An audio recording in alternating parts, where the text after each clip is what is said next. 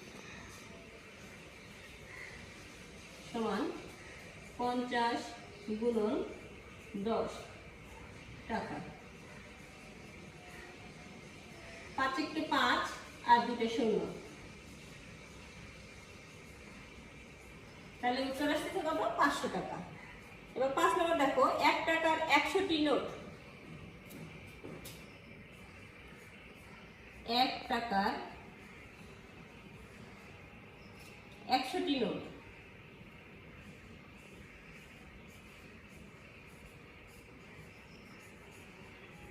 সমান 1 গুণন 100 টাকা সমান কত আসতেছে? 1 দিয়ে 100কে গুণ করলে 100ই থাকে, তার মানে 100 টাকা। সবাই বুঝতে পেরেছো? এবার আমরা 6 নম্বর করব। দেখো,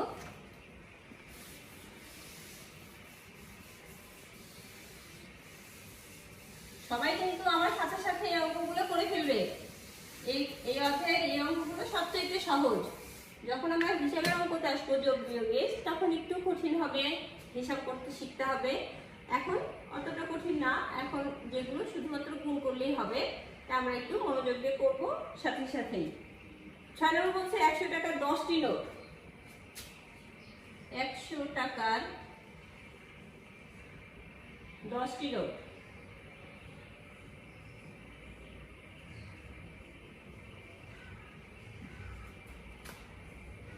একশো গুণন 10 টাকা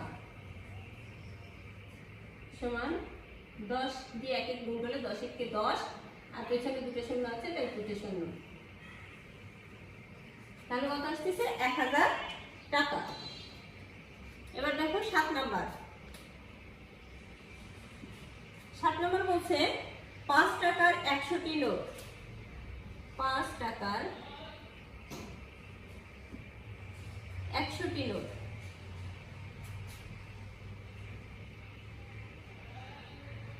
সমান, দেখো 5 গুণন 100 টাকা। 5 দিয়ে দেখো 1 কে গুণ করলে 5 × 5 আর 2 শূন্য, 500 টাকা। এবার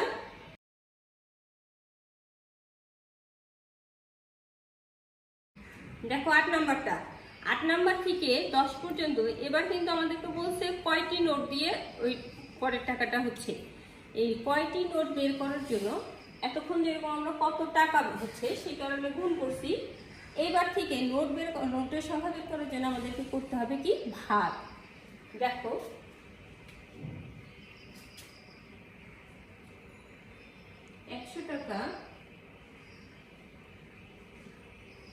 টাকার জন্য 20 টাকার নোট লাগবে।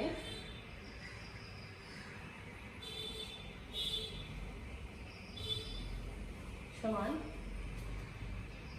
100 ভাগ 20 টি। এবার কিন্তু আর টাকা হবে না, যেহেতু নোটের কতটি নোট লাগবে টি চাইছে, তাই টি হবে।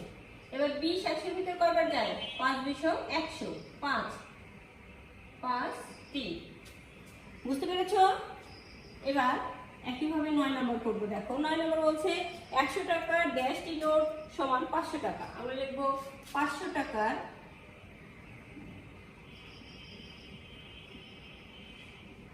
জন্য 100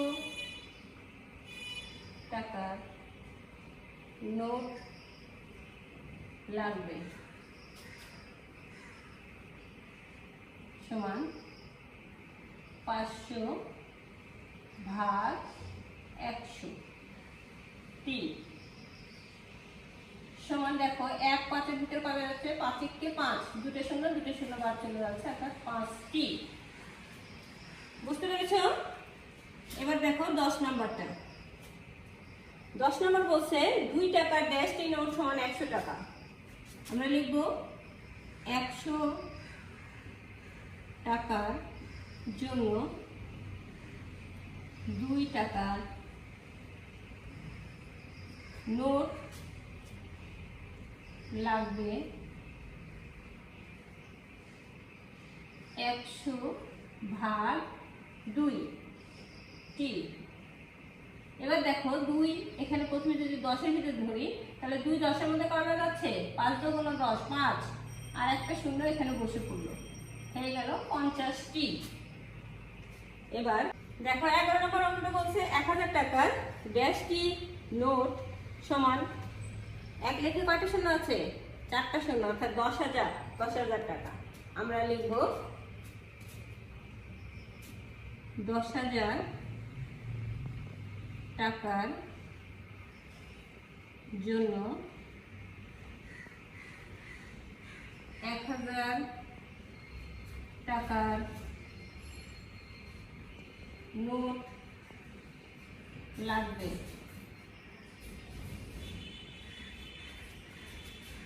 10,000/1000 টি। এবার দেখো খেয়াল করে এখানে 3টে শূন্য আছে না, এখান থেকে 3টে শূন্য বাদ যাবে, তাহলে থাকলো কত? 10 না?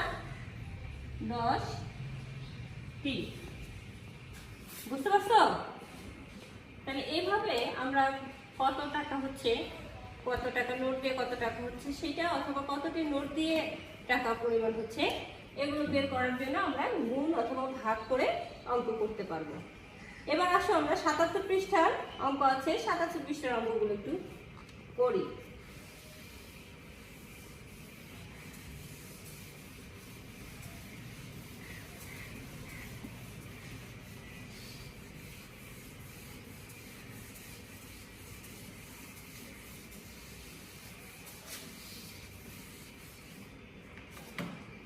সাতাত্তর পৃষ্ঠাতে দেখো নিচে হিসাব করি দিয়ে 3টা অঙ্ক আছে, সবগুলোতে কি আছে? যোগ চিহ্ন আছে, কিন্তু তার মানে আমাদের যোগ করে বের করতে হবে।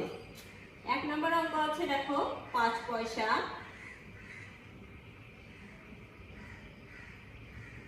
যোগ 5 পয়সা যোগ 5 পয়সা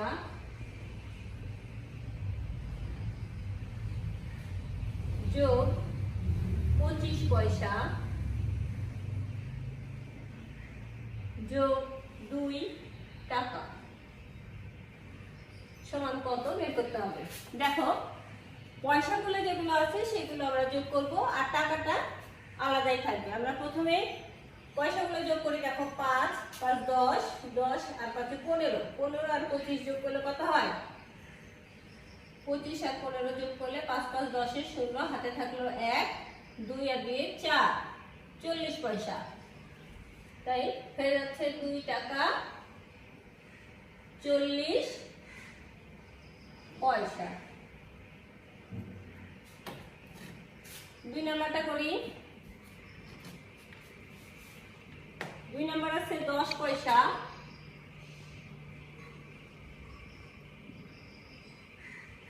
যোগ 1 পয়সা যোগ 50 পয়সা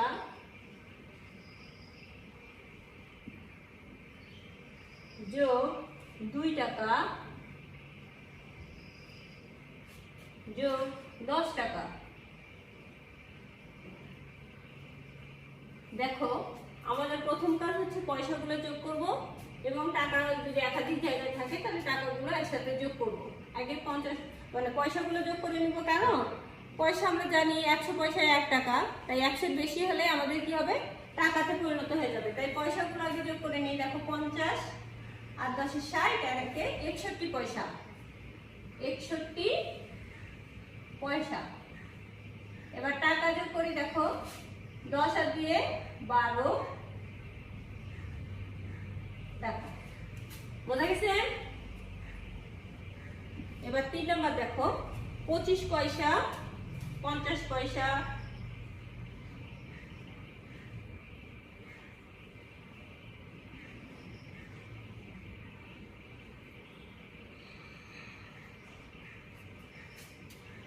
পয়সা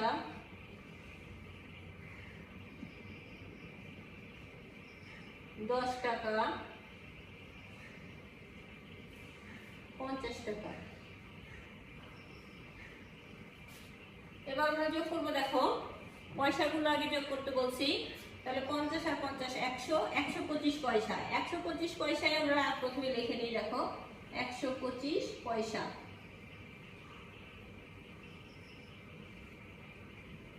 আর টাকা আসছে কত, 50 আর 10 60 টাকা। এবার এই 100 বলছিলাম কি 100 পয়সা হলে 1 টাকা হয়ে আসবে, তার মানে ওখান থেকে 100 পয়সা এখানে এসে 1 টাকা হয়ে যাবে 61 টাকা 25 পয়সা। কিভাবে আমরা করলাম বুঝতে পেরেছো তো? যে 100 পয়সা হইলেই 1 টাকা হিসেবে টাকার সাথে যোগ হয়ে যাবে। তাহলে আমরা এই যোগগুলো শিখতে পারলাম তো, তাই না? এবার দেখো 78 পৃষ্ঠা। 78 পৃষ্ঠাতে যোগ করে দিয়ে অঙ্ক দেওয়া আছে 125 টাকা 58 পয়সা। এতক্ষণ কিন্তু আমরা একটা অংশ দেখছি, পয়সা অথবা টাকা। এবার কিন্তু একসাথে একটা অংশতেই পয়সা এবং টাকা দুটোই আছে, তাই এগুলো আমরা পাতান করে করতে পারি অথবা নিচে নিচেও করতে পারি। অঙ্কটা দেওয়া আছে 125 টাকা 58 পয়সা যোগ 57 টাকা 74 পয়সা। আমরা নিজে নিজে লিখে নিলে কি হবে, দেখো 125 টাকা 58 পয়সা, তার নিচে আসতেছে হচ্ছে 57 টাকা। অবশ্যই টাকাটা নিচে নিচে যাবে পরে, সেটা আমরা খেয়াল করব। আর 74 পয়সা। এবার আমরা যোগ করতেছি, দেখো যোগ করে নামাইলে 8 আর 4 12 2, হাতে থাকলো 1, 5 আর 1 6, 6 এর সাথে 13।